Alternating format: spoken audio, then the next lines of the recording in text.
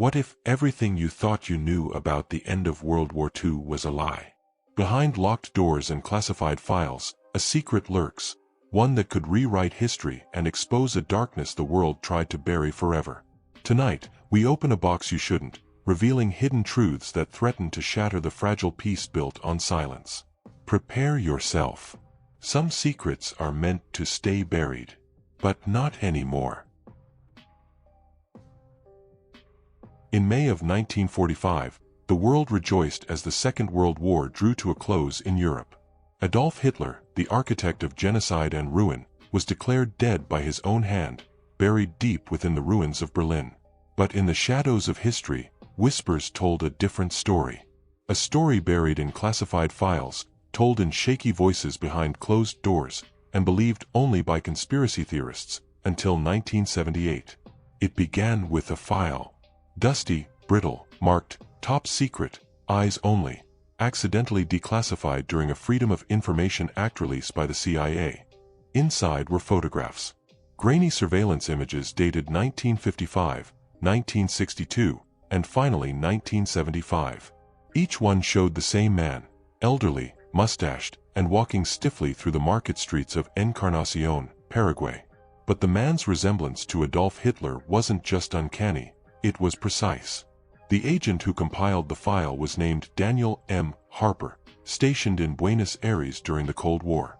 In his memos, Harper described a persistent legend, told by locals, of a German-speaking man named Kurt Kepler, who lived in a secluded estate outside the small town of San Rafael del Parana. He rarely appeared in public, except on Sundays, when he visited the Catholic Church wearing dark glasses, escorted by two silent former Wehrmacht officers. Locals said he spoke with authority, that no one dared ask who he really was. Harper was skeptical until 1964, when he bribed a cleaner to enter the Kepler estate under the guise of pest control. What the agent received in return chilled him. Photos of walls covered in Nazi memorabilia. A hidden basement filled with crates labeled Reichsarchiv in Gothic script. A portrait of Eva Braun hung above the fireplace. And in a drawer, Hitler's monogrammed razor, with a lock of dark brown hair still attached. But before the CIA could act, Harper disappeared in 1966. His car was found overturned near the Iguazu River. His body was never recovered.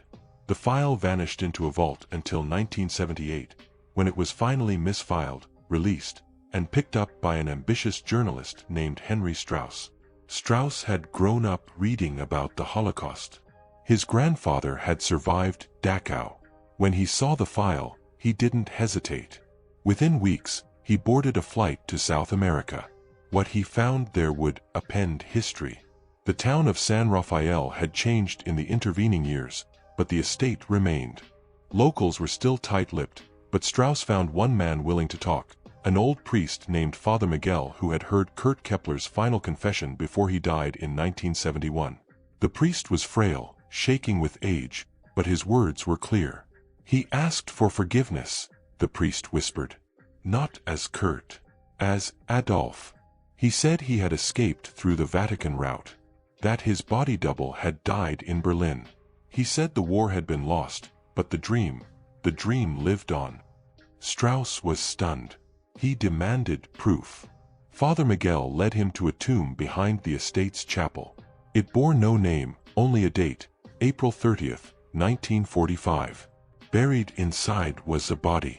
The local authorities refused to allow exhumation, but Strauss managed to snap photographs and smuggle out a small chip of bone, stolen from a loose stone. He returned to New York and contacted a geneticist. The results were impossible to ignore. Mitochondrial DNA from the bone matched samples taken from living relatives of Hitler's mother's side with a 98.4% confidence. Strauss had proof. He published the story. He expected the world to listen. But the story was buried. Major outlets refused to run it.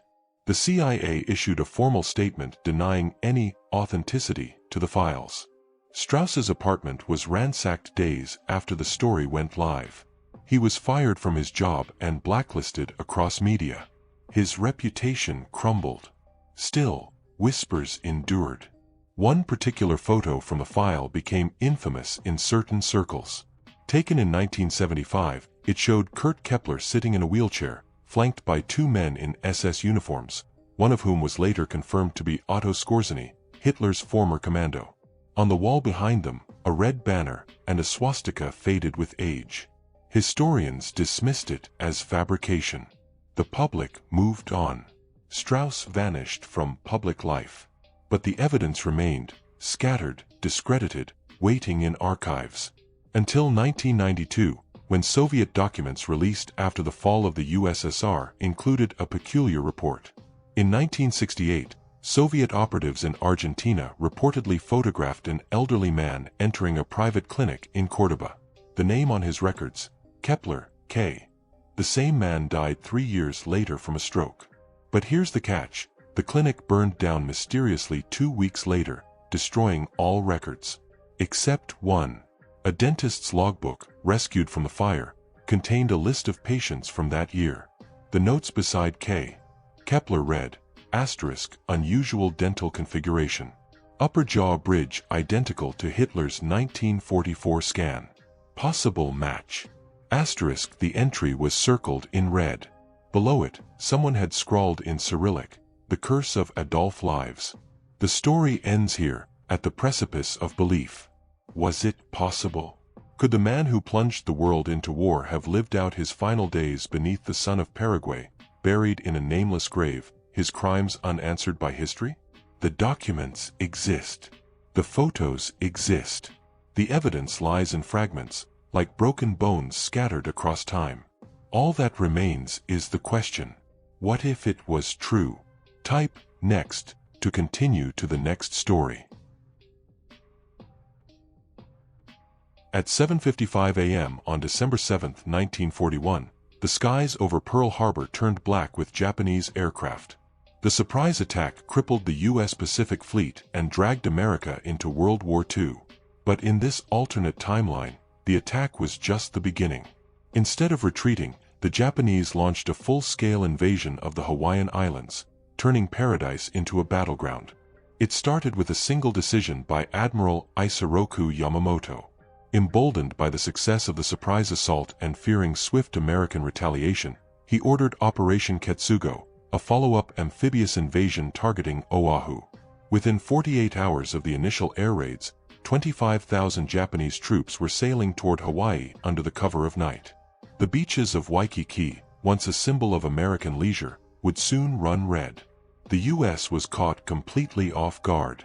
Damaged communications, destroyed runways, and the loss of critical battleships left Pearl Harbor defenseless. General Short, stunned by the invasion, ordered all remaining National Guard and civilian volunteers to form a desperate defense perimeter around Honolulu. The Japanese landed at Barbers Point and Haleiwa simultaneously, using tanks and flamethrowers to scorch their way inland. Civilians fled into the mountains. Radio stations broadcast coded emergency messages. The island's infrastructure collapsed within days. American forces, outnumbered and undersupplied, fell back into the hills of the Kula Range. What followed was a brutal, month-long resistance campaign, a Pacific version of the Battle of the Bulge, but on volcanic soil. The Japanese established a puppet regime, calling it the Hawaiian Protectorate. Newspapers were shut down. English was banned in schools. Anyone caught with American flags or radios faced immediate execution. A network of collaborators helped enforce the regime, many of them local Japanese nationals coerced into cooperation under threat to their families back in Japan. But resistance grew. From hidden caves and sugarcane fields, small bands of American soldiers, native Hawaiians, and Filipino laborers waged guerrilla warfare. They sabotaged supply lines, assassinated officers, and smuggled intelligence to the mainland using disguised fishing boats and carrier pigeons. One group, known as the Pele Division, became legendary for detonating a Japanese fuel depot near Diamond Head, killing over 300 troops in a single night. President Roosevelt, reeling from the loss of Hawaii, demanded immediate retaliation. But the Pacific was now enemy territory. The U.S. had to reroute operations through Australia, delaying plans for Guadalcanal and slowing the march toward Japan. Some advisors urged surrendering the islands altogether and focusing on Europe. But Roosevelt refused. "Hawaii is not a stepping stone," he declared. "It is American soil, and it will be taken back." It wasn't until June 1943, 18 months later, that Operation Iron Torch was launched. A fleet of over 600 warships, including carriers built in record time, sailed from California toward the ravaged Hawaiian chain. The Japanese had fortified the islands into a veritable fortress, turrets embedded into cliffs, mines laid in the harbor, anti-aircraft guns camouflaged in jungle foliage. What came next would become the bloodiest amphibious assault in U.S. history. The Second Battle of Oahu began at dawn. American Marines stormed the beaches under relentless machine gun fire. The air was thick with smoke and volcanic ash, stirred by Japanese-engineered eruptions from dormant craters. Civilians were caught in the crossfire. Hospitals overflowed. Entire neighborhoods were turned to rubble. The turning point came on the fifth day. A young Hawaiian scout named Keone Hale, raised in the forests of Nuuanu, guided a division of U.S. Rangers through a forgotten lava tube that emerged behind the Japanese command bunker in Punchbowl Crater. The Rangers launched a surprise attack, killing General Tomoyuki Kawamura and capturing the radio tower intact. Without command coordination, Japanese defenses began to unravel. By day 9, American flags flew once again over Iolani Palace. Survivors wept openly in the streets. The protectorate collapsed. The Japanese Navy attempted a last-ditch evacuation, but most were intercepted and sunk. The price of liberation was staggering. Over 37,000 American casualties. Nearly 90,000 civilians dead or missing. Honolulu was left a skeleton city, its skyline pockmarked with bullet holes and charred concrete. The psychological toll on America was even greater. Hawaii had been more than a strategic point, it was a cultural icon. Its occupation had shattered the myth of American invincibility. Roosevelt's approval plummeted. Japanese internment on the mainland intensified. Propaganda depicted the Japanese not just as enemies, but invaders who had desecrated sacred ground. In Japan, the occupation was both celebrated and feared. Though hailed as a strategic triumph, the prolonged resistance and ultimate loss of the islands caused rifts in the imperial cabinet. Yamamoto was quietly demoted. Some within Japan began to question the war's expansion. After the war, Hawaii took decades to rebuild. The scars of occupation ran deep. Monuments now stand where the worst atrocities occurred. Mass graves in Kailua, execution sites in Waimanalo, and torture chambers uncovered beneath the old Hawaiian Supreme Court building. A memorial stands on the cliffs of Makapu Point, engraved with the names of the Pele Division, the forgotten fighters who never surrendered. And beneath it, etched in both Hawaiian and English, are the words, *, they burned our land, but not our will. *. Today, few remember that Hawaii was once on the brink of permanent loss. That the Pacific War almost ended before it began. That if not for one decision, one invasion, the course of history could have turned irreversibly dark. What if Japan had succeeded not just in bombing Pearl Harbor, but in conquering paradise? Type next to continue to the next story. On a cold night in November 1969, the world tuned in to watch Apollo 12 land on the moon. But inside a high-security Soviet listening station outside Murmansk, engineers intercepted something they could not explain. An encrypted radio transmission, bouncing off the lunar surface, broadcasting in pre-war German. The signal repeated every 14 minutes. The voice was distorted, but the phrases were unmistakable. *, hier ist Basis Morgenstern. We're War 10 auf Antwort. *, this is Base Morgenstern. We are waiting for a response. The recording was buried immediately, classified as psychological interference by Soviet command. But a junior analyst, Sergei Novikov, copied it. Haunted by what he'd heard, he spent the rest of his life chasing the impossible. Proof that Nazi Germany had launched something into space long before Apollo, and long before Sputnik. The story begins in the final days of World War II. As Berlin crumbled, a secret complex beneath the Harz Mountains remained untouched. Codenamed Project Morgenstern, Project Morningstar, it was the brainchild of Hans Kammler, a high-ranking SS engineer known for his brutal work on the V-2 rocket and the construction of concentration camps. But Morgenstern wasn't about weapons. It was about escape. Kammler had recruited a team of rogue physicists, including a young genius named Ernst Haller, who proposed a radical propulsion theory based on gravitational slingshotting and ionized vacuum bursts. While von Braun's team focused on hitting London, Haller was aiming higher, far higher. According to a captured OSS field memo, dated March 9, 1945, American spies near Nordhausen reported unusual rocket activity, and trains loaded with biological sustenance modules, pressure suits, and closed-loop oxygen generators. The same memo was ignored, chalked up as panic and misinformation during a collapsing Reich. But in 1974, after the Soviet signal was leaked to the CIA, American historian Ruth Callahan began digging into declassified documents. What she uncovered was staggering. A grainy photograph, marked only with the date April 20, 1945, showed a sleek, needle-shaped craft unlike any V-2. Surrounding it were SS guards and scientists. On the nose cone, a black sun emblem. On the launch pad, the word Morgenstern etched into the concrete. Callahan tracked down former German engineers who had emigrated to Argentina. One of them, now 87, told her, "We didn't build a bomb. We built a lifeboat. For the Führer, we thought." But Kammler had other plans.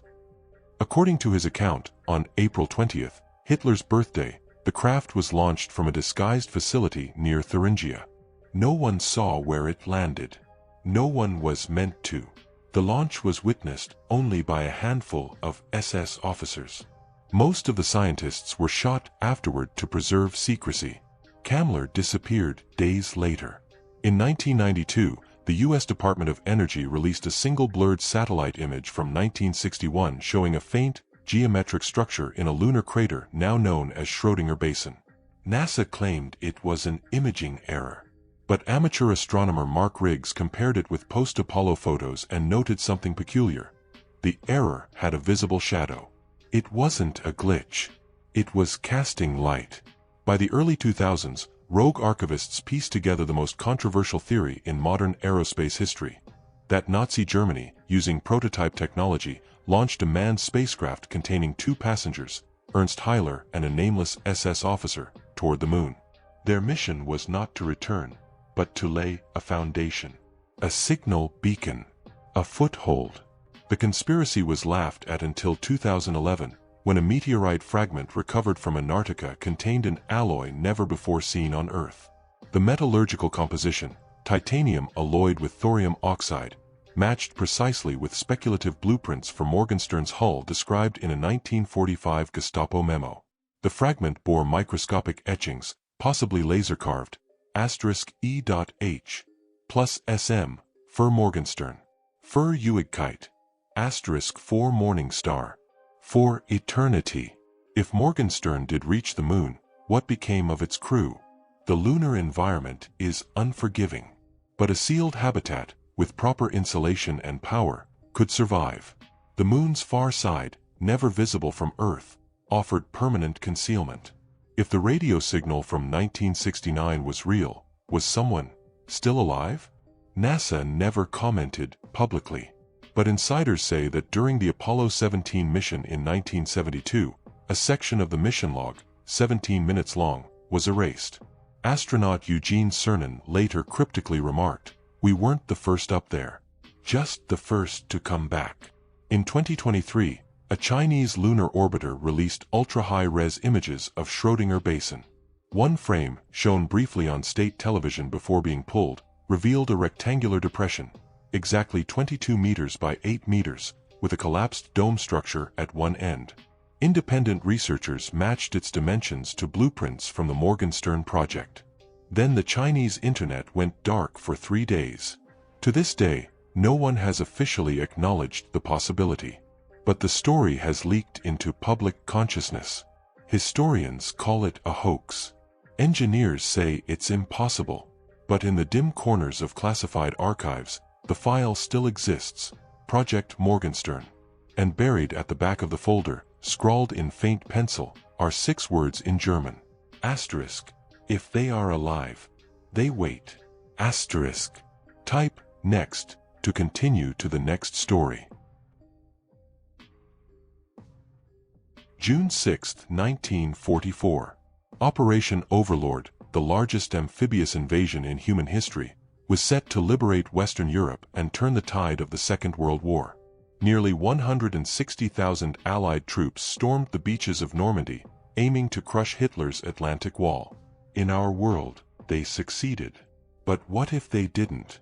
This is the story of the greatest failure in Allied history, and the world it left behind. In this alternate timeline, the invasion was doomed before it began. On June 4th, a decoded Enigma transmission alerted Field Marshal Rommel to increased naval activity along the English Channel. Hitler, uncharacteristically alert, authorized the deployment of panzer reserves near Cannes. Meanwhile, a sudden shift in weather pushed the storm westward, clearing the skies earlier than expected, giving the Luftwaffe an unexpected window of air superiority over northern France. At 4:30 a.m. on June 6th, the invasion fleet approached Normandy. But the Germans were waiting. As the first Higgins boats lowered their ramps at Omaha Beach, they were met not by sporadic fire, but by a wall of coordinated machine gun bursts, artillery, and hidden pillboxes reinforced the night before. German snipers, positioned on cliffs with unbroken lines of sight, cut down officers before they could establish beachheads. Mines and Czech hedgehogs destroyed dozens of landing craft before they even touched sand. The 29th Infantry Division lost 70% of its strength in the first 2 hours. British and Canadian troops fared no better. At Gold and Juno beaches, German armor arrived far earlier than anticipated, crushing exposed infantry. The airborne paratroopers, critical to cutting off German reinforcements, were scattered by wind and ground fire. Many landed in flooded fields, drowning before they could engage. By nightfall, Eisenhower had made a grim decision. Operation Overlord was a failure. The beaches were lost. Thousands were dead. Tens of thousands were stranded. Reinforcements were aborted. The remaining troops were ordered to evacuate or surrender. In the days that followed, Nazi propaganda declared the Second Dunkirk. Hitler delivered a triumphant radio broadcast, calling it the beginning of the end for Anglo-American arrogance. The world watched in horror. France remained occupied. The Atlantic Wall held. The consequences rippled fast and far. Churchill faced backlash in Parliament. His government collapsed within 3 weeks. In the U.S., Roosevelt's approval dropped dramatically. With the election looming, isolationist voices returned to the foreground. Some even suggested suing for peace with Germany to focus solely on Japan. In Berlin, Hitler was emboldened. He poured resources into the Western Front, confident that a second invasion would not come. The Wehrmacht consolidated its defenses from Calais to Bordeaux, turning every beach into a fortress. But the most chilling change came in Eastern Europe. With the West's failure, Stalin realized he would receive no Allied relief. Soviet casualties mounted as they pushed into Poland, facing brutal German resistance. In retaliation, Stalin signed a secret agreement with Mao Zedong, requesting Chinese manpower in exchange for weapons and military training.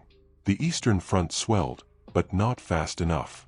The Germans launched Operation Eisenfaust in November 1944, a counteroffensive through Belarus. In this timeline, the Battle of the Bulge never happened in the Ardennes. It happened in Minsk. The Soviets were forced back nearly 300 miles. Kiev fell again. Stalin responded by authorizing mass scorched earth policies and the use of experimental chemical weapons.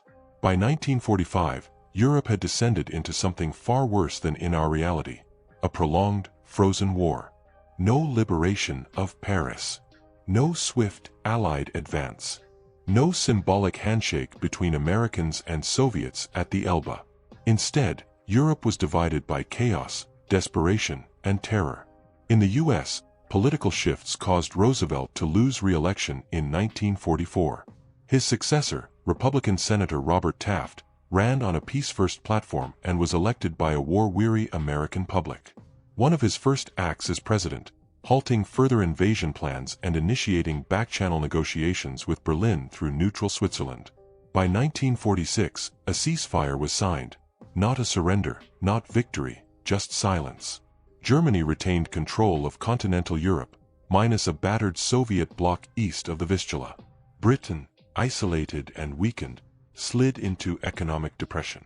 France remained under Vichy-like governance.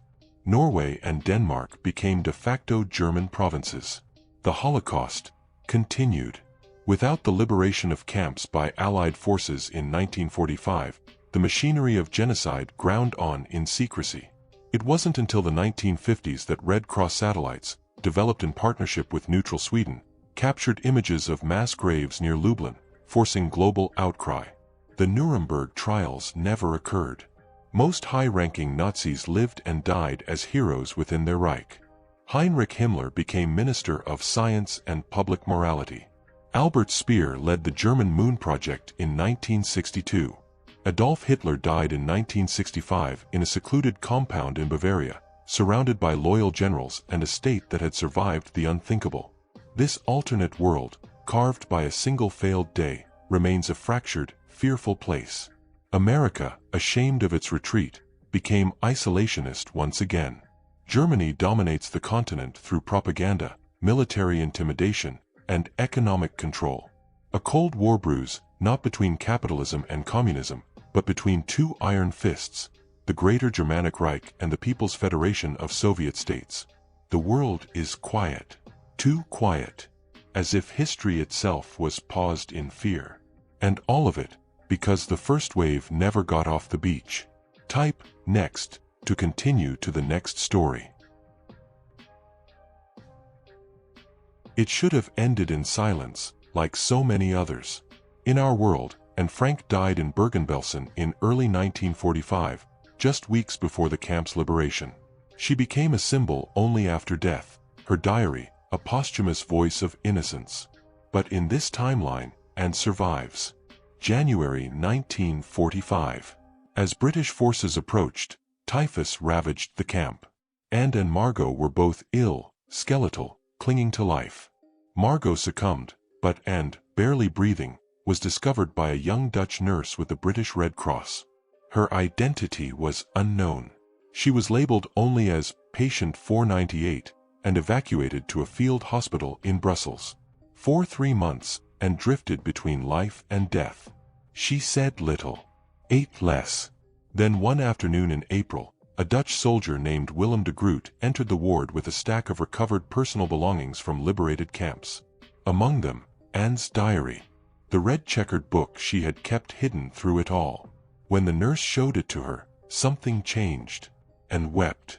For the first time in weeks, she spoke, "I have a name." News of her survival reached the Netherlands within days. Otto Frank, presumed dead in Auschwitz, was still alive. Their reunion, documented in photographs taken by Allied press, became a rare symbol of hope in a continent drowning in horror. But the story didn't end there. In August 1945, as Allied powers prepared for the Nuremberg trials, U.S. prosecutors received a request from the Dutch government, a proposal to include a survivor testimony not from a soldier, officer, or general, but from a Jewish teenage girl. A voice unfiltered by politics. A voice the world couldn't ignore. The Americans hesitated. Chief Prosecutor Robert Jackson worried it would appear sentimental or distract from the legal gravity of the trials. But British representatives pushed back.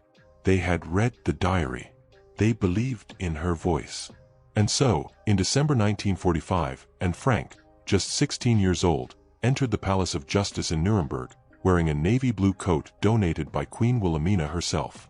She took the stand on the 6th day of the trial. The room, filled with hardened lawyers, war criminals, and reporters from every continent, fell silent. Anne's voice was soft but clear.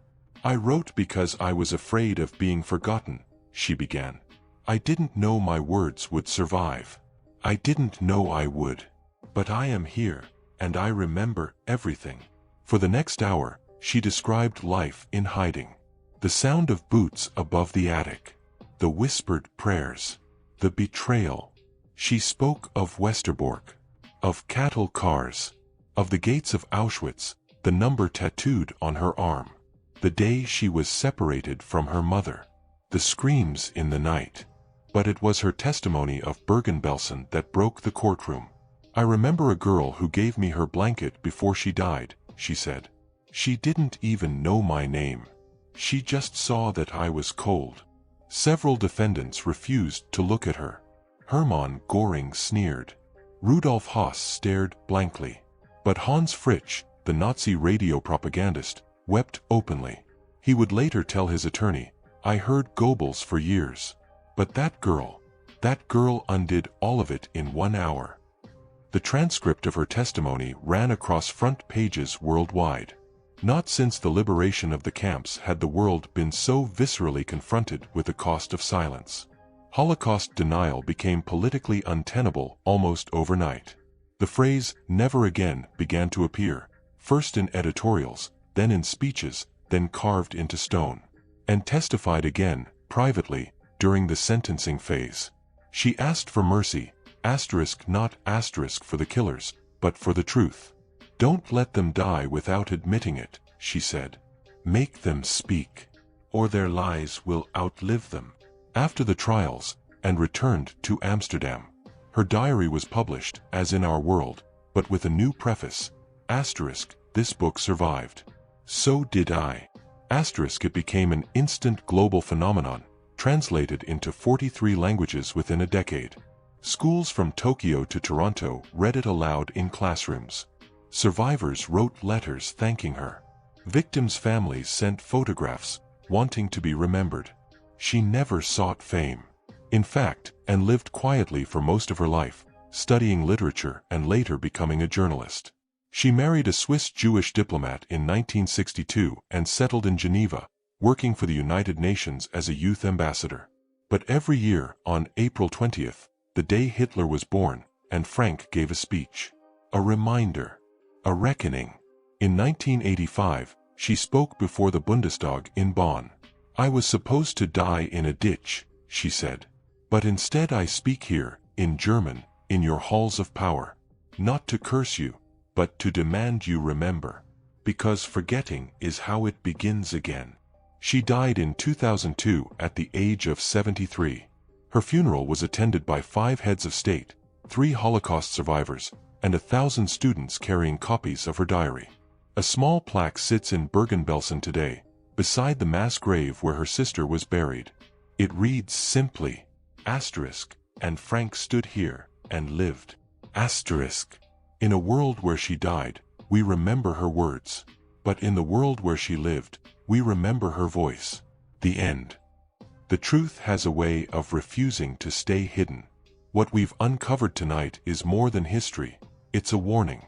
A reminder that evil can survive in the shadows, waiting for the right moment to rise again. As the dust settles, ask yourself, what else remains buried beneath the surface, and who will be brave enough to find it?